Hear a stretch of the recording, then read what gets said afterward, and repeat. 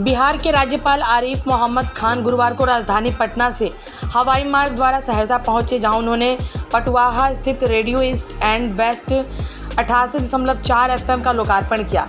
इस कार्यक्रम में वे मुख्य अतिथि के रूप में शामिल हुए। उद्घाटन समारोह में सहरसा के भाजपा विधायक डॉक्टर आलोक रंजन, कोसी स्नातक MLC doctor Sanjeev Kumar Singh, BN मंडल विश्वविद्यालय के कुलपति डॉक्टर शेखर झा समेत कई गणमान्य लोग उपस्थित रहे।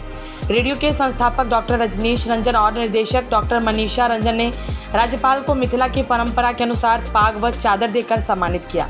विधायक डॉक्टर आलोक रंजन ने राज्यपाल के 45 वर्षों बाद जिला मुख्यालय आगमन को ऐतिहासिक बताते हुए कहा कि अब कोसी सीमांचल को राजधानी की तर्ज पर रेडियो की सुविधा मिली है। कुलपति डॉक्टर शेखर झा ने सहरसा स्थित लॉ कॉलेज को फिर से शुरू करने की मांग राज्यपाल से की। अपने संबोधन में राज्यपाल ने कहा कि अहंकार व्यक्ति और राष्ट्र दोनों के लिए खतरा है। उन्होंने आतंकवाद पर कटाक्ष करते हुए कहा कि कुछ देश जब सीधे युद्ध नहीं कर सकते तो आतंक का सहारा लेते हैं। प्रधानमंत्री की नीति का समर्थन करते हुए उन्होंने कहा, भारत पहले हमला नहीं करता, लेकिन यदि कोई देश हमारे नागरिकों की हत्या करेगा तो हम जवाब जरूर देंगे। राज्यपाल ने युवाओं को संबोधित करते हुए कहा कि माता पिता और गुरु का सम्मान करें, क्योंकि उन्हीं से आपके संस्कार झलकते हैं।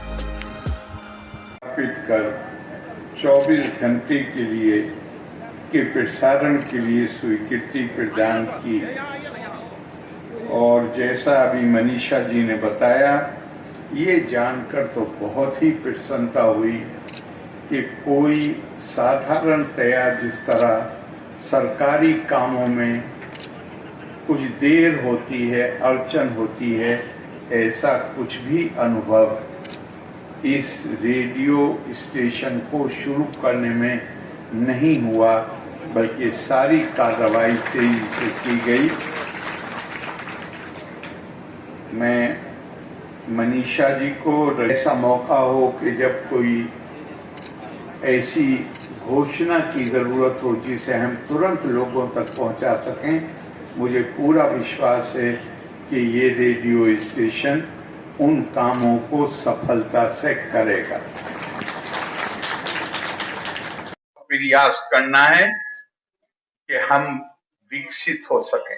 माननीय प्रधानमंत्री जी ने घोषणा की है 2047 अर्थात आजादी के 100 वर्ष पूरे होने तक हमें भारत को विकसित देशों की पंक्ति में लाकर खड़ा करना है। और अगर ये क्षेत्र मिथिला कहलाता है या कोश दोनों कहलाता है, ये क्षेत्र अगर पिछड़ा रहेगा तो विकसित भारत कैसे बनेगा? विकसित भारत बनाने के लिए भारत के हर क्षेत्र को अगर पिछड़ापन है तो वह ज्यादा ध्यान देकर उसको विकसित बनाना है। श्रद्धा का भाव रखना, आदर और सम्मान करना, माँ और बाप और गुरु,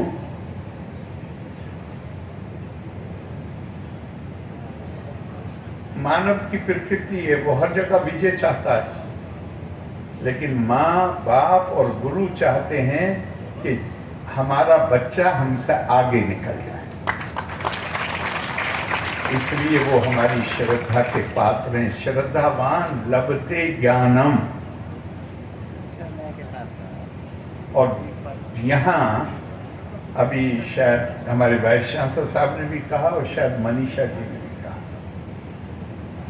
इस आदि शंकरा केरला से निकलकर यहाँ आए,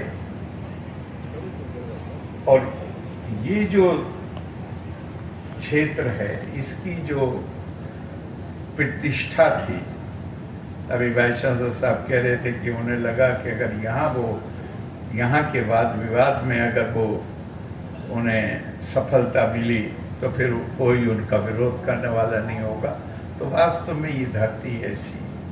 मैं बहुत साल पहले जब केंद्र सरकार में ऊर्जा का राज्य मंत्री था तो रूरल इलेक्ट्रिफिकेशन का काम मेरे पास था, और उस वक्त मैंने यहाँ बहुत मैं आया देहातों। सन 84 की बात कर रहा हूँ।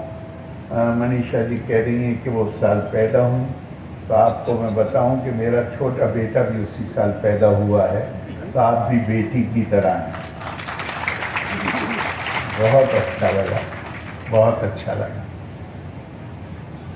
तो वो आए यहाँ। शंकराचार्य को हम किस चीज के लिए जानते हैं?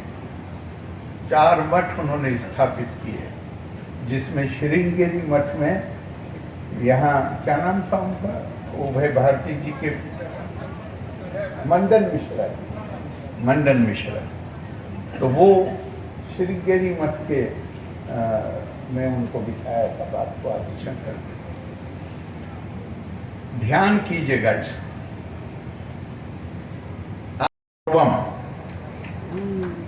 साक्षर व्यक्ति अगर उसके अंदर संस्कार का मतलब क्या है? सभ्यता के आदर्श और मूल्य।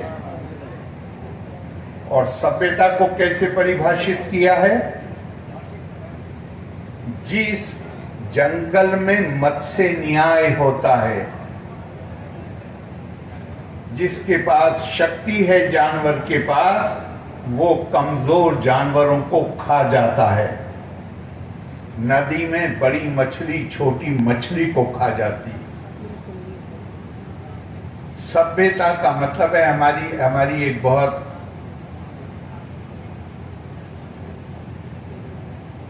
देश की पुरानी किताब है, उसमें कहा गया है कि सभ्य था उसका इस्तेमाल कर सके। लेकिन हमेशा ध्यान रखिए कि सशक्तिकरण चाहे व्यक्ति का हो, चाहे समाज का हो, राष्ट्र का हो, सशक्तिकरण तभी हम आगे बढ़ते हैं, हमारे पास क्षमता पैदा होती है, ताकत पैदा होती है। लेकिन इस ताकत में कि ये जो नई शक्ति आती है, जिसका संचार होता है, अपने संस्कारों को कभी नहीं भूलना है।